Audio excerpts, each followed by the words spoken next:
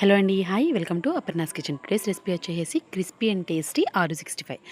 రెగ్యులర్గా చేసుకునే ఆలు ఫ్రైలా కాకుండా కొంచెం డిఫరెంట్గా, బయట క్రిస్పీగా లోపల చాలా సాఫ్ట్గా ఆలు 65ని ఎలా ప్రిపేర్ చేసుకోవాలో, అలాగే దీనికి కావాల్సిన ఇంగ్రీడియంట్స్ ఏంటో ఈ వీడియోలో చూపిస్తాను. దీనికి నేను 6 పొటాటోస్ తీసుకుంటున్నానండి. మీరు చేసుకునే క్వాంటిటీని బట్టి పొటాటోస్ తీసుకోవచ్చు. పర్టికులర్గా క్వాంటిటీ అనేమి లేదు. నేను 6 తీసుకుంటున్నాను. వీటిని చెక్కు తీసేసి మీడియం సైజులో క్యూబ్స్లా కట్ చేసుకోండి. మరీ పెద్దవిగా ఉండకూడదు, మరీ చిన్నవిగా ఉండకూడదు.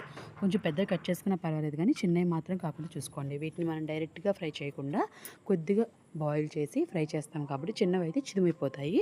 సో కొంచెం పెద్దవి కట్ చేసుకోండి. వీడియో చూపిస్తున్నట్టుగా మీడియం సైజులో కట్ చేసుకున్న బంగాళదుంపల్ని ఒక గిన్నెలోకి వేసుకొని, బంగాళదుంపలు మునిగేంత వరకు వాటర్ పోసుకొని, బంగాళదుంపలు ఉడకడానికి సరిపడా కొంచెం సాల్ట్ వేసుకొని ఉడికించుకోవాలి. ఉడికేటప్పుడు మధ్యలో ఒకసారి గెడతో కదుపుతూ నైఫ్తో కానీ ఫోర్క్తో కానీ ఒకసారి గుచ్చి చూసామంటే మనకు ఉడికిందో తెలిసిపోతుంది. వీటిని వాటర్ లేకుండా పూర్తిగా డ్రైన్ చేసేసి పక్కన పెట్టుకోండి.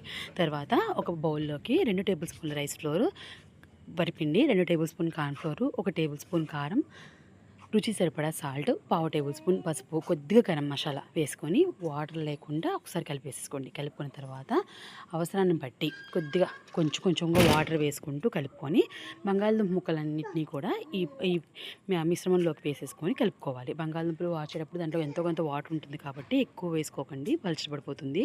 అప్పుడు నూనె పీల్చేసే అవకాశం ఉంది. సో వాటర్ వేయకుండా వాటితోనే కోటింగ్ వేసేటట్టుగా చూసుకోండి. తర్వాత ఆయిల్ని మీడియం ఫ్లేమ్లో పెట్టుకొని బంగాళదుంప ముక్కలు వేసుకొని గోల్డెన్ కలర్ వచ్చేంత వరకు వేయించుకోండి. దీనికి సపరేట్గా ఫుడ్ కలర్ ఏమీ వేయక్కర్లేదు. చక్కగా మనకి గోల్డెన్ కలర్లోకి వచ్చేంత వరకు బంగాళదుంపల్ని వేయించుకొని తీసేసుకోవడమే. ఇవి వేయించి తీసాక సపరేట్గా ఉప్పు, కారం ఇంకా ఏం వేయక్కర్లేదండి. మీకు ఎక్స్ట్రా స్పైసీ ఫ్లేవర్ఫుల్గా ఉండాలి అంటే కనుక మీరు మసాలా మొత్తం పట్టించేటప్పుడే 1 టేబుల్ స్పూన్ అల్లం వెల్లుల్లి పేస్ట్ వేసుకున్నారంటే కనుక ఇంకొంచెం స్పైసీగా ఉంటుంది. అంతేనండి. ఇలా వేయించి తీసేసుకున్న తర్వాత వేడివేడిగా సర్వ్ చేసుకుంటే ఎంతో టేస్టీ అండ్ స్పైసీగా ఉండే ఆలు 65 రెడీ అయిపోయింది. వీడియో నచ్చితే లైక్ చేసి, షేర్ చేసి, కామెంట్ చేయండి. మరిన్ని రెసిపీస్ కోసం మన ఛానల్ని సబ్స్క్రైబ్ చేసుకోండి. అలాగే పక్కనున్న బెల్ ఐకాన్ కూడా యాక్టివేట్ చేసుకుంటే నేను చేసే రెసిపీస్ అన్నీ మీ వరకు వస్తాయి.